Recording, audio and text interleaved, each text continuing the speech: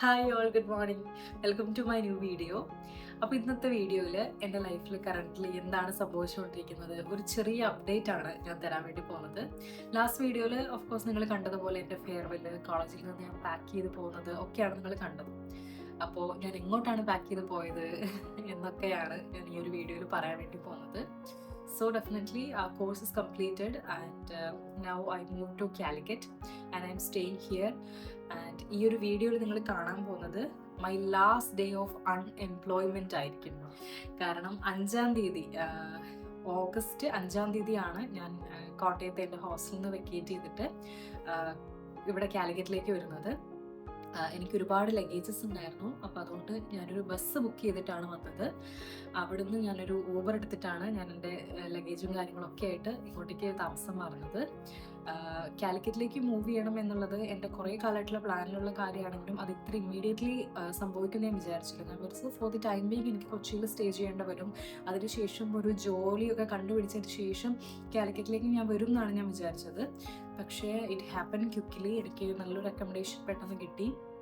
So അതിൻ്റെ agreement കാര്യങ്ങളൊക്കെ തീർത്ത് ഞാൻ 5-ാം തീയതി ആയപ്പോഴത്തേക്കും തന്നെ ഇങ്ങോട്ടേക്ക് റീലൊക്കേറ്റ് ചെയ്തു.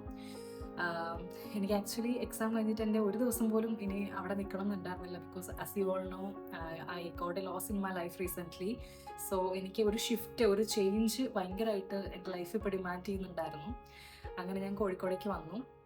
5-ാം തീയതി മുതൽ ഒരു 24-ാം തീയതി വരെ, ഒരു 25-ാം തീയതി വരെയുള്ള ദിവസം എൻ്റെ ലൈഫിൽ വളരെ ഹാപ്പനിങ് ഉള്ള ദിവസങ്ങളായിരുന്നു. കാരണം എനിക്കിവിടെ വന്നിട്ട് പെട്ടെന്നൊന്ന് ബിസി ആവണമെന്ന് തോന്നുന്നുണ്ടായിരുന്നു.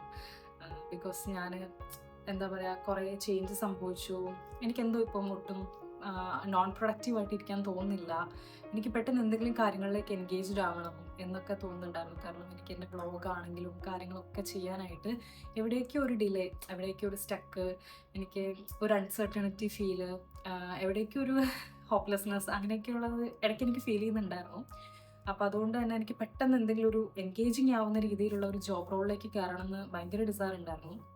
And the immediate thing I was doing after coming to Calicut was searching a job. Job ഹണ്ടായിരുന്നു 5-ാം തീയതി മുതൽ 24-ാം തീയതി വരെയുള്ള എൻ്റെ ലൈഫിൽ ഉണ്ടായിട്ടുള്ളത്. ആദ്യമൊക്കെ ഞാൻ വിചാരിച്ചു ഓക്കെ പതുക്കെ ചെയ്യാം, കുറച്ച് കാര്യങ്ങളൊക്കെ ഞാൻ പ്ലാൻ ചെയ്യുന്നുണ്ടായിരുന്നു. അപ്പോൾ അതൊക്കെ ഫോക്കസ് ചെയ്യാം, ജോലി പിന്നെ നോക്കാം എന്നൊക്കെ വിചാരിച്ചിരുന്നെങ്കിലും ആദ്യത്തെ കുറച്ച് ദിവസം കഴിഞ്ഞു, ഇങ്ങോട്ടേക്ക് മൂവായി. ഇവിടെയൊക്കെ ഞാൻ കുറച്ചൊന്ന് സെറ്റ് ചെയ്തെടുത്തു. ഇവിടെ ഒന്ന് ഞാൻ സെറ്റിലായി. അതായത് ഞാൻ ഡ്രീം ചെയ്തിരുന്നൊരു ലൈഫ് ഉണ്ടായിരുന്നു. എനിക്ക് ഇൻഡിപെൻഡൻ്റ് ആയിട്ട് റൂം ഉള്ള ഒരു സ്ഥലത്തേക്ക് മാറണം, കുറച്ചൊരു സേഫ് അറ്റ്മോസ്ഫിയർ വേണം, കംഫർട്ട് വേണം, ഹോംലി ഫീൽ വേണം, സെൽഫ് കുക്ക് ചെയ്യണം, ഇൻഡിപെൻഡൻറ്റ് ടോയ്ലറ്റ് വേണം. ഇതൊക്കെ എൻ്റെ ഭയങ്കര കുറേ കാലമായിട്ടുള്ള ആഗ്രഹങ്ങളായിരുന്നു. Because I have been living in a hostel for the last 2 years and before that also I was staying somewhere like that for my job and all. അപ്പോൾ എനിക്ക് ഇഷ്ടപ്പെട്ടൊരു അക്കോമഡേഷനൊക്കെ കിട്ടിയപ്പം ഞാൻ ഡ്രീം ചെയ്ത ലൈഫിൻ്റെ ചില ബിറ്റ്സ് ആൻഡ് പീസസ് എനിക്ക് എവിടെയൊക്കെയോ ജീവിക്കണം എന്ന് എനിക്കൊരു ആഗ്രഹമൊക്കെ തോന്നി. So the first thing I have done after coming here is, ഞാൻ ChatGPT-യോട് ചോദിച്ചു എനിക്ക് ഹെൽത്തി ആയിട്ടുള്ള കുറച്ച് മീൽ പ്രപ്പ് ഐഡിയാസ് ഒക്കെ പറഞ്ഞു തരാമോ എന്നൊക്കെ ചോദിച്ചു. അപ്പം ChatGPT എനിക്ക് കുറേ ഹെൽത്തി ഐഡിയാസ് ഒക്കെ തന്നു. അതൊക്കെ വെച്ച് ഞാൻ ഗ്രോസറിയൊക്കെ പർച്ചേസ് ചെയ്യാൻ പോയി. ആ ഗ്രോസറിയൊക്കെ വാങ്ങിച്ച് പിന്നെ ഫുൾ കുക്കിംഗ് ആയിരുന്നു ഇവിടെ. രാവിലത്തെ സ്മൂത്തി, ബ്രേക്ക്ഫാസ്റ്റ്, ഉച്ചയ്ക്ക് ഹെൽത്തി മീൽ പ്രപ്പ്, ഡിന്നർ, അങ്ങനെ കുറേ ദിവസങ്ങൾ ഞാൻ നല്ല ക്വാളിറ്റി ഉള്ള സെൽഫ് മെയ്ഡ് ആയിട്ടുള്ള കുറച്ച് പ്യുവർ ഫുഡ് ഞാൻ കൺസ്യൂം ചെയ്തു.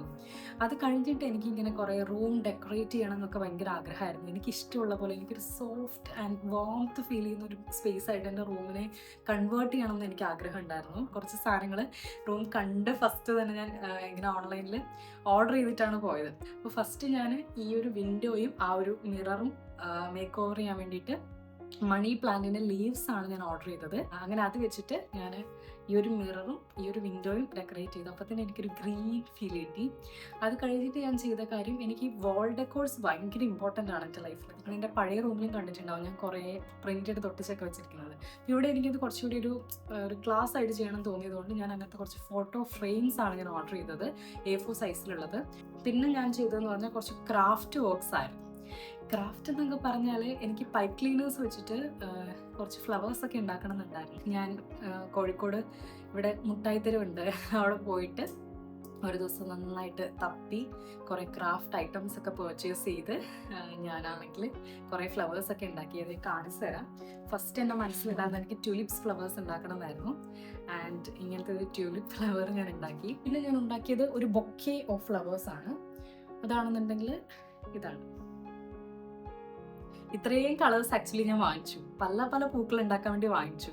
അപ്പം ഇതിങ്ങനെ ഒരു ബൊക്കെ പോലെ ഞാൻ സെറ്റ് ചെയ്തതാണ്, ലീവ്സ് കാര്യങ്ങളൊക്കെ. അപ്പോൾ എനിക്കിത് ഉണ്ടാക്കാൻ അറിയണ്ടായിരുന്നില്ല. അപ്പം ഞാൻ എന്ത് ചെയ്യുന്നത് വെച്ചിട്ടുണ്ടെങ്കിൽ യൂട്യൂബിൽ നോക്കിയാക്കി. ഇത് ഞാൻ എൻ്റെ അലമാരിൻ്റെ ഉള്ളിലെ ലൈക്ക് എൻ്റെ ഒരു പ്രയർ ഐറ്റംസ് ഒക്കെ വെച്ചിരിക്കുന്ന സ്ഥലമുണ്ട്, അവിടെയാണ് ഞാനിത് വെച്ചിരിക്കുന്നത്. സൺഫ്ലവർ ആണ് പിന്നെ ഞാൻ അടുത്തതായിട്ട് ഉണ്ടാക്കിയത്. എൻ്റെ പൊന്നോ, ഇത് ഉണ്ടാക്കാൻ എനിക്ക് എത്ര സമയം എടുത്തെന്ന് അറിയാമോ? അതായത് ഈ ഒറ്റ ഫ്ലവറിന് മാത്രം 20 പെറ്റൽസ് നമ്മൾ ഉണ്ടാക്കണം, ഇൻക്ലൂഡിങ് ഈ താഴത്തെ ലീവ്സ്. എനിക്ക് ഉണ്ടാക്കി എത്ര സമയം എടുത്തു എന്നറിയോ 2 പൂക്കൾ ഉണ്ടായി വരാൻ വേണ്ടിയിട്ട്. I know that it's cute enough. എൻ്റെ ഒരു എഫേർട്ടിനെ വെച്ചിട്ട് ഞാൻ സെൽഫ് അപ്രിഷിയേറ്റ് ചെയ്യുന്ന 2 ഫ്ലവേഴ്സാണിത്. അപ്പോൾ ഇത് ഞാൻ ആക്ച്വലി എവിടെ വെക്കാൻ ഇങ്ങനെ ആലോചിച്ച് നോക്കിയപ്പോൾ ഞങ്ങളുടെ ഡൈനിങ് ഹാളിൻ്റെ അവിടെ ഇങ്ങനെയൊരു പോട്ട് ഇരിക്കുന്നുണ്ടായിരുന്നു. അപ്പം ഞാൻ ഡൈനിങ് ടേബിളിൽ ഇങ്ങനെ വെച്ചു, എപ്പോഴും കാണാലോ, പിന്നെ എല്ലാവർക്കും കാണാലോ എന്നൊക്കെ വിചാരിച്ചിട്ട് ഡൈനിങ് ടേബിളിൽ ഈ പോട്ടിലാണ് ഞാൻ ഈ സൺഫ്ലവർ വെച്ചിരിക്കുന്നത്. അപ്പോൾ ഇങ്ങനത്തെയുള്ള കുറേ കാര്യങ്ങളൊക്കെ ആയിരുന്നു ഞാൻ ആദ്യം ഉള്ള കുറച്ച് ദിവസങ്ങൾ ചെയ്തത്. ഓഫ് കോഴ്സ് കുറച്ച് ദിവസം കഴിഞ്ഞപ്പം എനിക്ക് പിന്നെയും ബോറടിക്കാൻ തുടങ്ങി. അങ്ങനെ ഞാൻ പിന്നെ ജോബ് ഹണ്ടിങ് ഇതിലേക്ക് കയറി. ഇൻഡീഡ്, നൗക്കറി ഇങ്ങനെയുള്ള എല്ലാ സൈറ്റുകളിലും കയറി ഞാൻ ജോലിക്ക് വേണ്ടി അപ്ലൈ ചെയ്യാൻ തുടങ്ങി. അപ്പോൾ അതിനുശേഷം എന്തൊക്കെയാണ് സംഭവിച്ചതെന്നുള്ളത് ഞാൻ ഒരുങ്ങുന്ന സമയത്ത് പറയാം. ഇപ്പം ഞാനാണെങ്കിൽ ഒന്ന് ഹൈലൈറ്റ് മാളിൽ വരെ പോകാൻ വേണ്ടിയിട്ട് റെഡി ആവാൻ നോക്കുകയാണ്. അപ്പോൾ നമുക്ക് ഡ്രസ്സപ്പ് ചെയ്യുന്ന സമയത്ത് ബാക്കി കഥ പറയാം.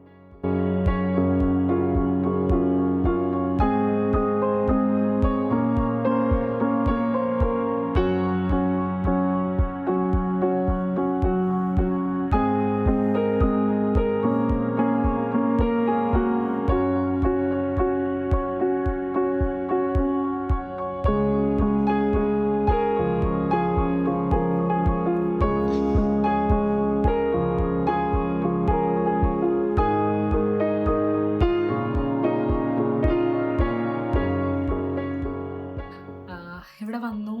ആദ്യത്തെ കുറച്ച് ദിവസങ്ങളിൽ കുറച്ച് എക്സാം കഴിഞ്ഞതിൻ്റെ ഒരു റിലാക്സേഷൻ, കംഫർട്ട് കാര്യങ്ങളൊക്കെ കിട്ടി. എനിക്കിഷ്ടമുള്ള പോലെ ഞാൻ ഈ റൂമൊക്കെ ഡെക്കോർ ചെയ്തു. കുറേ പുതിയ പിൻട്രസ്റ്റി ആയിട്ടുള്ള ബെഡ്ഷീറ്റ്സ് വാങ്ങിച്ചു, കുറേ ഹോം ഡെക്കോർ ഐറ്റംസ് വാങ്ങിച്ചു, എസെൻഷ്യൽസ് വാങ്ങിച്ചു, ഇഷ്ടമുള്ള കുറേ ഫുഡൊക്കെ ഉണ്ടാക്കി കഴിച്ചു. പിന്നെ കുറേ വരച്ചു. എനിക്ക് ഒട്ടും ചിത്രം വരയ്ക്കാൻ അറിയുന്ന ഒരാളല്ല, പക്ഷേ സ്ട്രെസ് റിലീഫിന് ഒത്തിരി നല്ലതാണ് ചിത്രം വരയ്ക്കുന്നതെന്ന് I came to know from somewhere. Colour പെൻസിലുകളും സ്കെച്ചും മാർക്കറും ഒക്കെ വാങ്ങിയായിരുന്നു. അങ്ങനെ ഞാൻ കുറേ ചിത്രങ്ങൾ വരച്ചു. പിന്നെ എനിക്ക് ഭയങ്കരമായിട്ട് ഇങ്ങനെ ഒത്തിരി തോട്ട്സ് വരുന്ന സമയത്തും ഒക്കെ ഞാൻ കൂടുതലും ചെയ്തുകൊണ്ടിരുന്നത് first thing was drawing, second was craft, and the major thing, the solution for all my problems was is to read Bible and writing Bible.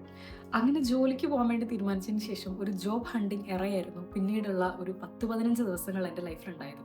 ഈ 15 ദിവസത്തിനുള്ളിൽ ഞാനിങ്ങനെ പ്ലേസ്ഡായി. ഞാൻ എന്തുകൊണ്ട് എൻ്റെ പെർട്ടിക്കുലർ പ്രൊഫഷനിൽ വർക്ക് ചെയ്യാതെ കുറച്ചൊരു വേരിയൻ്റ് ആയിട്ടുള്ളൊരു ഏരിയയിൽ സ്റ്റക്ക് ഔട്ട് ചെയ്തു? ഇതൊക്കെ നിങ്ങൾക്ക് ഈ സൈക്കോളജി പഠിക്കുന്ന അല്ല ആ ഫീൽഡിൽ വർക്ക് ചെയ്യുന്ന ആൾക്കാർ കുറച്ചുകൂടി റിലേറ്റ് ചെയ്യാൻ പറ്റുന്ന, അല്ലെങ്കിൽ ആ ഫീൽഡിലേക്ക് വരാൻ ആഗ്രഹിക്കുന്ന സ്റ്റുഡൻസിന് കുറച്ചുകൂടി ഹെൽപ്ഫുൾ ആവുന്ന കാര്യങ്ങളായിരിക്കും. ഈവൻ ആഫ്റ്റർ ഒരു ഡിഗ്രിയോ PGയോ കംപ്ലീറ്റ് ചെയ്ത് ഇമ്മീഡിയറ്റ്ലി ജോലി അന്വേഷിക്കുന്ന ആൾക്കാർക്കും ഞാൻ ചെയ്തിട്ടുള്ള എനിക്കുണ്ടായിട്ടുള്ള മിസ്റ്റേക്സ് അല്ലെങ്കിൽ എനിക്ക് മനസ്സിലായിട്ടുള്ള ലെസൺസ് ഇതൊക്കെ കുറച്ചുകൂടി യൂസ്ഫുൾ ആവുമെന്ന് വിചാരിച്ചിട്ടാണ് ഞാൻ ഇത്ര എക്സ്പ്ലെയിൻ ചെയ്തിട്ട് ഇത് പറയുന്നത്. So whenever I decided to go for a job, ജോലി കണ്ടുപിടിക്കുക എന്നുള്ളതൊരു ജോലിയാക്കി ഞാൻ മാറ്റുകയായിരുന്നു. ഞാൻ ദുബായിൽ വർക്ക് ചെയ്തിട്ടുണ്ടെങ്കിലും ഞാൻ നാട്ടിലെ സെയിം കമ്പനിയിൽ നിന്നായിരുന്നു ദുബായിലേക്ക് പോയിട്ടുണ്ടായിരുന്നത്. അതുകൊണ്ട് ദുബായിൽ ജോലി അന്വേഷിച്ച് പോകുന്ന പ്രവാസികളുടെ കഥ എന്ന് പറയുന്നത് എനിക്ക് കേട്ടുകേൾവി മാത്രമുള്ളൊരു കാര്യമായിരുന്നു. പക്ഷേ that same method I have used here. ഞാനിവിടെ വന്നതിന് ശേഷം ഇൻഡീഡ്, നൗക്കറി ഇതിലൊക്കെ ഞാൻ ജോലിക്ക് അപ്ലൈ ചെയ്യുന്നുണ്ട്. ചില ഓൺലൈൻ ഇൻ്റർവ്യൂസിന് അറ്റൻഡ് ചെയ്തു. നേരിട്ടുള്ള കുറച്ച് ഈ മെൻ്റൽ ഹെൽത്ത് ഫീൽഡിൽ തന്നെയുള്ള കുറച്ച് ക്ലിനിക്കുകളുടെ ഇൻ്റർവ്യൂ ഞാൻ അറ്റൻഡ് ചെയ്തു. ഞാൻ എക്സാം കഴിഞ്ഞ ഉടനെ തന്നെ കോട്ടയത്ത് നിന്ന് തന്നെ അറ്റൻഡ് ചെയ്തിട്ടുള്ള ഒരു ഇൻ്റർവ്യൂവിൽ എൻ്റെ റൂംമേറ്റ് പറഞ്ഞു, എനിക്ക് ജോലി കിട്ടിയല്ലേ. കാരണം I was also pretty much sure that they will call me. അങ്ങനെ ഷുവർ ഷോട്ടായിരുന്ന കോൾസ് ഒക്കെ ഉണ്ടായിരുന്നു. പിന്നെ ഇവിടെ വന്നതിന് ശേഷം നേരിട്ടൊരു ഇൻ്റർവ്യൂ കഴിഞ്ഞിട്ട് അവരെന്നോട് പറഞ്ഞു, ഓക്കെ 2 days കഴിഞ്ഞിട്ട് ഞാൻ വിളിക്കാം, അപ്പോഴത്തേക്കും അവിടുന്ന് വെക്കേറ്റ് ചെയ്ത് വരുമല്ലോ എന്ന് പറഞ്ഞൊരു ഇൻ്റർവ്യൂ. അങ്ങനെ ഈ 2 കോൾസും എനിക്ക് എനിക്കറിയാവുന്ന അത്രയും നന്നായിട്ട് ഞാൻ പെർഫോം ചെയ്തു. എനിക്ക് വിളിച്ച ആളുകൾ ഇൻട്രസ്റ്റ് ആയിരുന്നു. But I don't know why they didn't selected me. The reason എന്താണെന്നുള്ളത് എനിക്കറിയില്ല. എനിക്ക് അവരോട് ചോദിക്കണമെന്നുണ്ടായിരുന്നു. ഞാൻ അപ്ഡേറ്റ് ചോദിച്ച സമയത്ത് എനിക്ക് അപ്ഡേഷൻ കിട്ടിയില്ല എന്നുള്ളതാണ് നടന്നത്. അല്ലാണ്ട് യു ഗോട്ട് റിജക്റ്റഡ് അങ്ങനെയുള്ള കാര്യങ്ങളൊന്നും ഡയറക്റ്റ് പറഞ്ഞില്ല. അപ്പോൾ എനിക്ക് തോന്നുന്നു എന്താ എനിക്കറിയത്തില്ല കാര്യം. ഷുവർ ഷോട്ടായിരുന്നു കോൾസ് പോലും എൻ്റെ അടുത്ത് മിസ് ഔട്ടായി. അതായത് എനിക്ക് അവിടുന്ന് ഒരു കൺഫർമേഷൻ കോളൊന്നും കിട്ടിയില്ല. എനിക്ക് അവിടെ പ്ലേസ്മെൻറ്റ് കിട്ടിയില്ല. പിന്നെ ഞാൻ ശ്രമിച്ചത് ഓക്കെ പോയത് പോട്ടെ, ബാക്കിയുള്ളത് നോക്കാം എന്ന് വിചാരിച്ചിട്ട് പിന്നെ ഞാൻ അപ്ലൈ ചെയ്തുകൊണ്ടേയിരുന്നു. അങ്ങനെ കുറച്ച് ഓൺലൈൻ ഇൻ്റർവ്യൂസൊക്കെ കിട്ടി. അങ്ങനെയൊക്കെ ഉണ്ടായി. അത് കഴിഞ്ഞിട്ട് ഞാൻ എന്ത് ചെയ്തു, ഇതുകൊണ്ടൊന്നും നടക്കുന്നില്ല എന്ന് മനസ്സിലായപ്പോൾ ഞാൻ ഡെയിലി രാവിലെ പുറത്തേക്ക് ഇറങ്ങി ഫീൽഡിലേക്ക് ഇറങ്ങി ജോലി തപ്പാം എന്നുള്ളൊരു ഇതിൽ നിന്നു. എനിക്ക് തുടക്കം തൊട്ടേ എന്തെങ്കിലും കുറച്ച് നല്ല ഫേമിൽ കയറണം എന്ന് തന്നെയായിരുന്നു എൻ്റെ ആഗ്രഹം. അപ്പോൾ അതുകൊണ്ട് ഞാൻ കുറച്ച് ഹോസ്പിറ്റൽസാണ് ആദ്യം ഫോക്കസ് ചെയ്തത്. Because I like to work in the field of A patient councillor. Because I done my internship in Indira Gandhi cooperative hospital Kochi. അപ്പോൾ എനിക്ക് ആ ജോലി ഭയങ്കര ഇഷ്ടമായിരുന്നു. അപ്പം I want to do that. അപ്പം ഞാൻ ഹോസ്പിറ്റൽസാണ് ആദ്യം നോക്കിയത്. അപ്പോൾ ഞാൻ തലേദിവസം തന്നെ ആ ഹോസ്പിറ്റലിനെ കുറിച്ചൊന്ന് ജസ്റ്റ് സ്റ്റഡി ചെയ്തിട്ട് ഒരു 5 CV ഞാൻ രാവിലെ പ്രിൻ്റ് എടുക്കും. ഞാൻ മൈൻഡിൽ ഇങ്ങനെ കൊടുക്കും, ഈ 5 CV കൊടുത്തിട്ട് ഞാൻ തിരിച്ചു വരുള്ളൂ. പക്ഷെ അതൊന്നും നടക്കാറില്ല. ഒരു ദിവസം നമുക്ക് പോയാൽ 2 ഹോസ്പിറ്റൽസൊക്കെ കവർ ചെയ്യാൻ പറ്റുള്ളൂ, അല്ലെങ്കിൽ 2 ഫേമേ നമുക്ക് കവർ ചെയ്യാൻ പറ്റുള്ളൂ. കാരണം ഈ വലിയ വലിയ ഫേംസിൽ നമ്മൾ പോകുന്ന സമയത്ത് അവിടുത്തെ HRs ഈവൻ ഇഫ് അവർ ഫ്രീ ആണെങ്കിൽ പോലും അവർ നമ്മൾ വെയിറ്റ് ചെയ്യിപ്പിക്കും. അവർ നമുക്ക് പെട്ടെന്നൊരു ഒരു ടൈം തരത്തില്ല കാണാൻ വേണ്ടിയിട്ട്. അവർ നമ്മൾ എത്ര സമയം വെയിറ്റ് ചെയ്യുന്നു, നമ്മൾ പേഷ്യൻ്റ് ആണോ, നമ്മൾ ആ വെയിറ്റ് ചെയ്യുന്ന സമയം എന്താണ് ചെയ്യുന്നത്, ഇതൊക്കെ അവർ ഒബ്സർവ് ചെയ്യുന്നുണ്ട്. എന്നിട്ടാണ് അവർ നമുക്ക് ടൈം തരുന്നത്. പിന്നെ ചില HRs CV മേടിക്കും, ചിലർ മേടിക്കത്തേ ഇല്ല. ചിലർ പറയും അത് മെയിൽ അയച്ചാൽ മതി, ഇവിടെ കൊണ്ടുതരൊന്നും വേണ്ട, പിന്നെ അവർക്ക് വേക്കൻസീസ് വരുന്ന സമയത്ത് അവർ പൂൾ ചെയ്തിട്ട് എടുത്തോളും എന്നൊക്കെ പറയും. പക്ഷെ ഞാനത് ചെയ്തത് എൻ്റെ ഒരു സമാധാനത്തിന് വേണ്ടിയിട്ടായിരുന്നു. അല്ലെങ്കിൽ എനിക്ക് എഫേർട്ട് ഇടണം, എനിക്ക് ട്രൈ ചെയ്ത് നോക്കണം, എനിക്കറിയണം എന്നുള്ളത് കൊണ്ട് തന്നെയാണ് ഞാൻ അത്രയും എഫേർട്ട് ഇട്ട് ഡയറക്റ്റ് പോയിട്ട് അവിടേക്ക് CV ഒക്കെ കൊടുത്ത് നോക്കിയത്. അപ്പം എനിക്ക് ഏകദേശം ആ ഒരു ഇൻഡസ്ട്രി എങ്ങനെയാണ് വർക്ക് ചെയ്യുന്നത് എന്നുള്ളത് മനസ്സിലായിട്ടുണ്ടായിരുന്നു. കാരണം എനിക്ക് കുറേ HRസുമായിട്ട് ഡയറക്റ്റ് സംസാരിക്കാൻ പറ്റിയ ഹോസ്പിറ്റലിൽ എങ്ങനെയാണ് വേക്കൻസീസ് വരുന്നത്, എന്താണ് അവർ ഒരു കാൻഡിഡേറ്റിനെ എടുക്കുന്ന സമയത്തുള്ള ക്രൈറ്റീരിയ, ഇതൊക്കെ എനിക്ക് മനസ്സിലായി. അങ്ങനെ ഒരു ഹോസ്പിറ്റലിൽ പോയപ്പോൾ I want to name that hospital. പക്ഷേ അവിടുത്തെ HR എനിക്ക് ഏകദേശം ഒരു 3-3.5 മണിക്കൂറോളം എനിക്ക് അവിടെ വെയിറ്റ് ചെയ്യേണ്ടതായിട്ട് വന്നിട്ടുണ്ട്. ആ HR നേരിട്ട് ഇറങ്ങി വന്നു, എന്നിട്ട് എന്നോട് സംസാരിച്ചു, എനിക്ക് കുറേ അഡ്വൈസസ് തന്നു. എനിക്ക് വേണ്ടി പുള്ളി ഒരു ഹാഫ് ആൻ അവർ സ്പെൻഡ് ചെയ്തു. എനിക്കത് ഭയങ്കര ഒരു ടേണിംഗ് പോയിൻ്റ് ആയിരുന്നു. കാരണം ഞാൻ ഹോസ്പിറ്റലുകളിൽ പോയ ലാസ്റ്റ് ഹോസ്പിറ്റൽ അതായിരുന്നു. അപ്പോൾ എനിക്ക് പറഞ്ഞു തന്നു, ഇങ്ങനെയൊക്കെയുള്ള കാര്യങ്ങൾ ചെയ്യണം, ഇതൊക്കെ നോക്കുന്ന ഒരാളെയാണ് നമ്മൾ നോക്കുന്നത്, your profile is okay, good. എനിക്ക് ആ ഹോസ്പിറ്റൽ പ്ലേസ്മെൻറ്റ് കിട്ടി. പക്ഷേ വിത്തൗട്ട് പേയ്മെൻറ്റിൽ ഒരു സ്പെസിഫിക് ഏരിയയിലുള്ള ഒരു ട്രെയിനിങ് ആയിട്ടായിരുന്നു എനിക്ക് കിട്ടിയത്. അതായത് ഞാനെടുത്ത എഫേർട്ടിൽ എനിക്ക് റിസൾട്ട് കിട്ടി അവിടെ. പക്ഷേ എനിക്ക് ഇമ്മീഡിയറ്റ്ലി ഇപ്പോൾ ഒരു പേയ്മെൻറ്റ് ഇല്ലാത്തൊരു ഓപ്ഷനിലേക്ക് കയറാൻ I cannot suppose to do that. അതുകൊണ്ട് ഞാനത് ഒന്ന് പോസ് ചെയ്തതാണ്. അങ്ങനെ എനിക്ക് ഒരു അനുഭവം ഉണ്ടായി. പിന്നെ ക്ലിനിക്സിൻ്റെ കാര്യം പറയുകയാണെന്നുണ്ടെങ്കിൽ മോസ്റ്റ് ഓഫ് ദ ക്ലിനിക്സിലും അവർക്ക് ഒരു ബ്രെഡ് ആൻഡ് ബട്ടർ എന്ന് പറയുന്നത് ഇത് മാത്രമാണ്. അപ്പോൾ അതുകൊണ്ട് അവർ കുറച്ചും കൂടി MPhil PhD അല്ലെങ്കിൽ ഒരു 5 or 6 years എക്സ്പീരിയൻസ് ഉള്ള ആളുകളെ തന്നെയാണ് നോക്കുന്നത്. അപ്പം അവിടെയും എനിക്ക് ശരിക്കും പറഞ്ഞാൽ ക്ലിനിക്സ് ഞാൻ ഒരുപാട് എക്സ്പ്ലോർ ചെയ്തിട്ടില്ല എന്ന് തന്നെ പറയും. പിന്നെയാണെങ്കിൽ എനിക്ക് ഇങ്ങോട്ടേക്കൊരു കോൾ വന്നിട്ട് ഓക്കെ ലെറ്റ്സ് മീറ്റ് എന്ന് പറഞ്ഞ് ഈ സോഷ്യൽ മീഡിയ പ്രൊഫൈലിൽ തന്നെ എന്നെ ഓൾറെഡി ഫോളോ ചെയ്തുകൊണ്ടിരുന്ന ഒരു സൈക്കോളജിസ്റ്റ് എന്നെ നേരിട്ട് വിളിച്ച് we met and we talk about that. പക്ഷേ അതിലൊരു കൺക്ലൂഷനായിട്ട് വന്നത് എന്താണെന്ന് വെച്ചാൽ I also maintaining a profile as a psychologist in social media. She also built her firm in her own name as a brand. So how could she hire me? Because we both doing a same, right? And ഒരു നല്ലൊരു connection അവിടെ maintain ചെയ്തുകൊണ്ട് we say good bye and left. അങ്ങനെ അതൊക്കെ എനിക്ക് നല്ല positive experiences ആയിരുന്നു. പിന്നെ ഞാൻ നോക്കിയത് ഏകദേശം സിമിലർ ആയിട്ടുള്ള വേറെ എന്തെങ്കിലും ജോബ് വേക്കൻസീസ് ഉണ്ടോ എന്നായിരുന്നു. ആൻഡ് ഒരു 2-3 സ്ഥലങ്ങളിൽ ആക്ച്വലി എനിക്ക് ജോലി കിട്ടി. പക്ഷേ എനിക്ക് എൻ്റെ കൺവീനിയൻസും മറ്റൊരുപാട് കാര്യങ്ങളും നോക്കിയിട്ട് അതിലൊരെണ്ണം എനിക്ക് സെലക്ട് ചെയ്തു. എനിക്ക് ഓക്കെ ആയിരുന്നു. അവർ ഒരു 3 റൗണ്ട് ഇൻ്റർവ്യൂ എനിക്ക് ഓൺലൈനായിട്ടാണ് വിളിച്ചത്. അത് കഴിഞ്ഞിട്ട് എനിക്ക് അപ്പോയിൻമെൻറ്റ് കിട്ടിയതിന് ശേഷമാണ് ഞാൻ നേരിട്ട് അവിടെ പോകുന്നത്. ഓണത്തിൻ്റെ തലേ ദിവസം 24th of October എനിക്ക് പ്ലേസ്മെൻറ്റ് കിട്ടി. അങ്ങനെ ഞാൻ ആ ഫേമിൽ പോയി. അവരുടെ ഓണം സെലിബ്രേഷനാണ് അവരെന്നെ ഫസ്റ്റായിട്ട് ഇൻവൈറ്റ് ചെയ്യുന്നത്. I was feel awkward. ഞാൻ പറഞ്ഞു എനിക്ക് ആരും അറിയത്തില്ല, ഞാൻ എങ്ങനെയാണ് വരുന്നത്. അപ്പോൾ കുഴപ്പമില്ല, എപ്പോഴാണെങ്കിലും ഇങ്ങോട്ട് വരാനുള്ളതല്ലേ എന്ന് പറഞ്ഞിട്ട് ഞാൻ ഓണം സെലിബ്രേഷൻ അവിടെ പോയി. എൻ്റെ ഓണം ഞാൻ അവിടെ സെലിബ്രേറ്റ് ചെയ്തു. അതൊക്കെ നല്ല രസമായിരുന്നു. എല്ലാവരുമായിട്ട് അന്ന് മിങ്കിളാവാൻ പറ്റിയൊരു ദിവസമായിരുന്നു. ഇനിയിപ്പോൾ 2 ദിവസം അത് കഴിഞ്ഞപ്പം കറക്റ്റ് ഓണം വെക്കേഷനായി. ഇനി നാളെ തൊട്ട് ഞാൻ അവിടെ ജോയിൻ ചെയ്യാൻ പോകണം. That's why I said this is my last day of unemployment എന്നുള്ളത്. ഇതൊരു കരിയർ കൗൺസിലിംഗ് ആയിട്ടുള്ള ഒരു ഫേമാണ്. അവിടെ ഒരു മെൻറ്റർഷിപ്പ് പോലെയാണ് ഞാൻ കയറുന്നത്. It's not exactly the field or the post I was looking for. പക്ഷേ ഇപ്പോൾ I want to start a new chapter. പിന്നെ എനിക്ക് പറയാനുള്ളതെന്ന് പറഞ്ഞാൽ, ഞാനിപ്പോൾ ഒരു ദിവസം രാവിലെ ജോലിക്ക് അന്വേഷിച്ചിറങ്ങുന്നു, CV ഒക്കെ പ്രിൻ്റ് ചെയ്ത് പോകുന്നു, പല ഫോംസിൽ പോകുന്നു, ചിലപ്പോൾ ഒന്നും നടക്കുന്നില്ല, അല്ലെങ്കിൽ ഞാൻ ടയേർഡായിട്ടുണ്ടാവും, ഫുഡ് കഴിച്ചിട്ടുണ്ടാവില്ല, ഭയങ്കര ഹ്യൂമിഡിറ്റി ആയിരിക്കും പുറത്ത്. അങ്ങനെ ഞാൻ കുറേ സ്ട്രഗിൾ ചെയ്തിട്ടുള്ള സമയമൊക്കെ എനിക്ക് ഉണ്ടായിട്ടുണ്ട്. ഞാൻ ആ സമയത്തൊക്കെ ചില സമയത്ത് ഞാൻ വീക്കായി പോയിട്ടുണ്ട്. അപ്പം എനിക്ക് ഒരു ദിവസം ഞാൻ ഇങ്ങനെ നിൽക്കുന്ന സമയത്ത് എനിക്കൊന്ന് പെട്ടെന്ന് എനിക്ക് മടുത്തു, എനിക്കൊന്ന് പള്ളിയിൽ എവിടെയെങ്കിലും ഒന്ന് പോകണം, എനിക്കൊന്ന് പ്രാർത്ഥിക്കണം, കുറച്ച് സമയം എനിക്ക് എൻ്റെതായിട്ടൊന്ന് ഇരിക്കണം എന്ന് തന്നെ തോന്നി. എന്താ പറയുക, ക്വിറ്റ് ചെയ്താലോ എന്ന് പോലും തോന്നിയ സമയം എനിക്കുണ്ടായിരുന്നു. കാരണം ഇനി ഈ വഴി നോക്കണ്ട, വേറെ എന്തെങ്കിലും ട്രൈ ചെയ്യാം, അങ്ങനെയൊക്കെ തന്നെ എനിക്ക് തോന്നിയ സമയം ഉണ്ടായിട്ടുണ്ട്. ആ സമയത്തിവിടെ ഞാൻ പെട്ടെന്ന് ഗൂഗിളിൽ നോക്കിയ സമയത്ത് ദേവഗിരി എന്ന് പറഞ്ഞിട്ടൊരു ചർച്ച് ഇവിടെ ഉണ്ട്. അപ്പോൾ എൻ്റെ നിയർ ബൈ ചർച്ചാണത്. അപ്പം ഞാൻ നോക്കും ബസ് പോയിൻ്റ് ഒന്നുമില്ല. അപ്പം ഞാനൊരു ഓട്ടോ എടുത്ത് അങ്ങോട്ടേക്ക് പോയി. കുത്തനെയുള്ളൊരു കുന്നൊക്കെ കയറിയിട്ടാണ് ഞാൻ പോയത്. അവിടെ ഒരു കോളേജ്, ഒരു ക്യാമ്പസ്, ഒരു പള്ളി, സെമിനാരി, മഠം, അങ്ങനെയൊക്കെയുള്ള ഒരു ഏരിയ ആണ്. അവിടുന്ന് കുറച്ച് താഴേക്ക് ഇറങ്ങിക്കഴിഞ്ഞാൽ മെഡിക്കൽ കോളേജ് എത്തി. അപ്പോൾ അത് ആ ഒരു ഭാഗത്ത് എവിടെയോ ആണ്. ഞാനവിടെ ചെന്നിട്ട് ഞാൻ കുറച്ച് സമയം സമാധാനമായിട്ട് പള്ളിയിലിരുന്നു. ഞാൻ നോക്കുമ്പോൾ ഒരു ഷർട്ടും ഒരു മുണ്ടും ഒക്കെ കൊടുത്തിട്ട് ഒരാൾ ബാക്കിലിരുന്നിട്ട് ബൈബിൾ വായിക്കുന്നുണ്ട്. അപ്പം ഞാൻ ആളെ നോട്ടീസ് ചെയ്തിട്ടുണ്ടായിരുന്നു. അപ്പം ഞാൻ പോകാനായപ്പോൾ ചോദിച്ചു, എനിക്ക് അച്ഛനെ ഒന്ന് കാണണമായിരുന്നു, അച്ഛനുണ്ടോ എന്ന് ചോദിച്ചു. അച്ഛനാണ്, പറഞ്ഞോളൂ എന്ന് പറഞ്ഞു. അപ്പം ഞാൻ പറഞ്ഞു ഒക്കെ സംസാരിക്കണം എന്ന് പറഞ്ഞു. അങ്ങനെ അച്ഛൻ എന്നെ വിളിച്ച് ഗസ്റ്റ് റൂമിൽ കൊണ്ടുപോയിരുത്തി എന്നോട് പേരെന്താ, എവിടുന്നാ വരുന്നത്, എന്താ ചെയ്യുന്നത്, എങ്ങനെ കാര്യങ്ങളെന്നൊക്കെ ചോദിച്ചു. അച്ഛൻ കുറേ ഏജ്ഡ് ആയിട്ടുള്ള ഒരു അച്ഛനായിരുന്നു. പുള്ളിക്ക് മെമ്മറി ഇഷ്യൂസ് ഉണ്ട്, സംസാരിക്കുന്ന കണക്ഷൻ കിട്ടുന്നില്ല. പിന്നെ നല്ല വയസ്സായിട്ടുള്ളൊരു അച്ഛനാണ്. നമ്മൾ പറയുന്ന കാര്യങ്ങൾ, നമ്മൾ പറയുന്ന വേർഡ്സ് പോലും അച്ഛന് മനസ്സിലാവുന്നുണ്ടാവില്ലായിരിക്കും. പക്ഷേ അച്ഛൻ എന്നോട് കുറേ സംസാരിച്ചു, ഞാൻ അച്ഛനോട് കുറേ സംസാരിച്ചു. എനിക്ക് കുറേ സമാധാനം കിട്ടി. എനിക്ക് വേണ്ടി പ്രാർത്ഥിക്കാമെന്ന് പറഞ്ഞു. അപ്പോൾ നമുക്ക് വേണ്ടി പ്രാർത്ഥിക്കാമെന്ന് പറയുന്ന ആൾക്കാർ തന്നെ കുറവാണ്, അതിൽ പ്രാർത്ഥിക്കുന്നവർ അതിലും കുറവാണ്. ഞാൻ പറഞ്ഞു, അച്ഛൻ എനിക്കൊരു ബൈബിൾ വാങ്ങിക്കണം, ഞാൻ അതിനും കൂടിയാണ് മെയിനായിട്ട് വന്നത്. മോളെ ഇവിടെ ബുക്ക് സ്റ്റോളില്ല എന്ന് പറഞ്ഞു. അപ്പം അച്ഛൻ പറഞ്ഞു, അയ്യോ എൻ്റെ കയ്യിൽ കുറേ ബൈബിൾ ഉണ്ടായിരുന്നു, ഞാനിതുപോലെ വന്ന ഓരോരുത്തർക്ക് കൊടുത്തു, അങ്ങനെ എൻ്റെ അടുത്ത് തീർന്നു, അപ്പം ലെറ്റ് മീ ചെക്ക് എന്ന് പറഞ്ഞിട്ട് അച്ഛൻ മേളിലേക്ക് പോയി.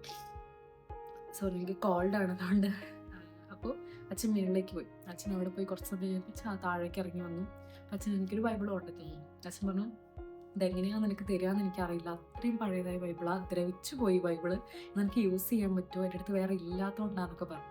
ഞാൻ പറഞ്ഞു, അച്ഛൻ നോ പ്രോബ്ലം, അച്ഛൻ യൂസ് ചെയ്തുകൊണ്ടിരുന്നൊരു ബൈബിളാണ്, ഉപയോഗിച്ച് അത് പഴയതായതാണ്. ഞാൻ പറഞ്ഞു, എനിക്ക് ഒരു പ്രശ്നമില്ല, എനിക്ക് തന്നാൽ മതി, I will be more happy, ഞാൻ ഒരു പുതിയ ബൈബിൾ വാങ്ങിക്കുന്നതിനെക്കാട്ടിലും ഹാപ്പി ആയിരിക്കും എന്ന് പറഞ്ഞു. അങ്ങനെ അച്ഛൻ എനിക്ക് ആ ബൈബിള് തന്നു. ഇതാണ് ആ ബൈബിള്. ഇതെനിക്ക് തന്ന സമയത്ത് ഇവിടുത്തെ ഇത് മൊത്തം ഇളകി പോയിട്ടുണ്ടായിരുന്നു, പേജുകൾ കുറേ ദ്രവിച്ച് കീറിപ്പോയിട്ടുണ്ടായിരുന്നു. അങ്ങനെ ഒരു ഇംപെർഫെക്ഷനോ അല്ലെങ്കിൽ ഒരു പഴമയുള്ളൊരു ബൈബിളായിരുന്നു ഇത്. അങ്ങനെ ഞാനിതെല്ലാം ഒട്ടിച്ച് സെറ്റ് ചെയ്തെടുത്തിട്ട് ഇപ്പോൾ യൂസ് ചെയ്യണം. എനിക്കിത് തുറക്കുന്ന സമയത്ത് എന്നെ ആശ്വസിപ്പിച്ച ഒരു മനുഷ്യൻ എനിക്ക് തന്നൊരു ബൈബിളായത്. മാത്രമല്ല കുറേ കാലം അച്ഛൻ ഉപയോഗിച്ചൊരു ബൈബിളാണിത്. ഇതിനകത്ത് എനിക്കിത് മതി, I was okay with this. എനിക്ക് ഒരാളൊരു സാധനം തന്നതാണ്, ഞാൻ വാങ്ങിച്ചതിനെക്കാട്ടിലും കൂടുതൽ എൻ്റെ കയ്യിൽ എത്തേണ്ട ഒരു സാധനം എങ്ങനെയോ എൻ്റെ കയ്യിൽ എത്തിയതാണെന്ന് ഞാൻ വിശ്വസിക്കുന്നുണ്ട്. അങ്ങനെ ഈ ബൈബിൾ കിട്ടിയതിന് ശേഷം ഞാൻ ഭയങ്കര ഹാപ്പി ആയിരുന്നു. അന്ന് ഞാൻ തിരിച്ചിവിടെ വന്നു, ഞാൻ നന്നായിട്ട് കിടന്ന് ഉറങ്ങി. പിന്നെ എനിക്ക് എപ്പോഴൊക്കെയാണോ ഹെവിനെസ് ഫീൽ ചെയ്യുന്നത്, ആ സമയത്ത് ഞാൻ ചെയ്തുകൊണ്ടിരുന്ന കാര്യം എന്ന് പറഞ്ഞാൽ A4 സൈസ് പേപ്പർ എടുക്കും, ബൈബിൾ ഓപ്പൺ ചെയ്യും, എന്നിട്ട് എനിക്ക് അപ്പം എന്ത് വചനമാണോ എനിക്ക് കിട്ടിയത് അതൊക്കെ ഞാൻ ആ കളർ പേനകളും പേപ്പറുകളും ഒക്കെ എടുത്തിട്ട് ഫുൾ എഴുതി എനിക്ക് ആ മനസ്സിൽ നിന്ന് ആ ഒരു ഇത് പോയി തീരുന്നത് വരെ ഞാൻ എഴുതും, ഭംഗിയായിട്ട് എഴുതി എല്ലാം സൂക്ഷിച്ചു വയ്ക്കും. അങ്ങനെ ഇതായിരുന്നു ഞാൻ ചെയ്തുകൊണ്ടിരുന്ന കാര്യം. എനിക്ക് ഭയങ്കര ടെൻഷൻ വരുന്ന സമയത്തൊക്കെ പിന്നെ ജേർണലിങ്ങും ഡയറി എഴുത്തുമൊക്കെ ഞാൻ ഓൾറെഡി ചെയ്തുകൊണ്ടിരുന്നൊരു കാര്യമാണ്. പക്ഷെ ഇതെനിക്ക് ഭയങ്കര ഇമ്പാക്റ്റ് കിട്ടുന്നത് പോലെ തോന്നി. കാരണം ഞാൻ ഇതുവരെ ബൈബിളിൽ അധികം നോട്ടീസ് ചെയ്തിട്ടില്ലാത്ത ചാപ്റ്റേഴ്സ് പോലും ആ ദിവസങ്ങളിൽ ഞാൻ കണ്ടു. പിന്നെ പുതിയ സ്ഥലത്ത് താമസിക്കാൻ വന്നതിന് ശേഷമുള്ള കുറേ വിശേഷങ്ങളൊക്കെ ഉണ്ട്. ഞാനിപ്പോൾ താമസിക്കുന്ന ഫ്ലാറ്റ്, ഇവിടെയുള്ള ആൾക്കാരെല്ലാവരുമായിട്ട് നല്ല കമ്പനിയൊക്കെ ആയി. ഇവിടെ ഓണ സെലിബ്രേഷനൊക്കെ ഉണ്ടായിരുന്നു. അപ്പം ഞാനാണ് പൂക്കളമൊക്കെ ഇട്ടത്. അപ്പം ഇവിടുത്തെ ഞങ്ങളുടെ കെയർ ടേക്കർ ഉണ്ട്, പുള്ളീൻ്റെ അടുത്ത് പറഞ്ഞു, ഇവിടെ പൂക്കളം വരയ്ക്കാൻ ആരുമില്ല, ഒന്ന് വരാൻ പറ്റുമോ എന്ന് ചോദിച്ചു. അപ്പം ഞാൻ പറഞ്ഞു, ഞാൻ അത്ര പെർഫെക്റ്റ് ആയിട്ടൊന്നും വരയ്ക്കില്ല, പക്ഷെ ഞാൻ ശ്രമിക്കാമെന്ന് പറഞ്ഞു. അങ്ങനെ ഞാനാണ് പോയിട്ട് പൂക്കളത്തിൻ്റെ ലേഔട്ടൊക്കെ വരച്ചത്, ചോക്കൊക്കെ വെച്ച് വരച്ചു, പിന്നെ കാർഡ്ബോർഡൊക്കെ വെട്ടി വരച്ചു. അങ്ങനെ പൂക്കളിടാൻ ഇവിടുത്തെ റെസിഡൻഷ്യലിലുള്ള ഒത്തിരി മെമ്പേഴ്സൊക്കെ വന്നു, ഫാമിലി മെമ്പേഴ്സൊക്കെ വന്നു. അവിടെയുള്ള ആൻറ്റിമാരൊക്കെ ആയിട്ട് കമ്പനിയായി. പിറ്റേ ദിവസം ഓണ സെലിബ്രേഷനും സദ്യയും ഗെയിംസും ഒക്കെ ഉണ്ടായിരുന്നു. അങ്ങനെ ഓണം ഗെയിംസിൻ്റെ സമയത്ത് ഞാൻ ഒരു ഗെയിമിൽ പാർട്ടിസിപ്പേറ്റ് ചെയ്തു. അതിലെനിക്ക് സമ്മാനം കിട്ടിയില്ല. ഇങ്ങനെ ബലൂൺ കൈയിൻ്റെ ഇടയിൽ വെച്ചിട്ട് ഇങ്ങനെ പൊട്ടിക്കുന്നതായിരുന്നു, അത് പൊട്ടിയില്ല. പക്ഷെ ഇങ്ങനെ സ്ട്രോ ഇങ്ങനെ വെച്ചിട്ട് ഗ്ലാസിൻ്റെ മുകളിൽ വെച്ച് അതിങ്ങനെ പാസ് ചെയ്ത് കൊടുക്കുന്നൊരു ഗെയിം ഉണ്ടായിരുന്നു. അങ്ങനെ അതിലെനിക്ക് സമ്മാനം കിട്ടി, ഫസ്റ്റ് കിട്ടി. എന്നിട്ട് എനിക്കൊരു പാത്രം കിട്ടി. ആ പാത്രം ഞാനിവിടെ എടുത്ത് വെച്ചിട്ടുണ്ട്. പിന്നെ ഞാൻ പറഞ്ഞ പോലെ ഓഫീസിലെ ഓണ സെലിബ്രേഷൻ എനിക്ക് കിട്ടി. അങ്ങനെ 2 സദ്യ ഇപ്രാവശ്യം കഴിച്ചു. അപ്പോൾ നമുക്ക് എന്തായാലും ഒന്ന് ഹൈലൈറ്റ് മാളിലേക്ക് പോയാലോ?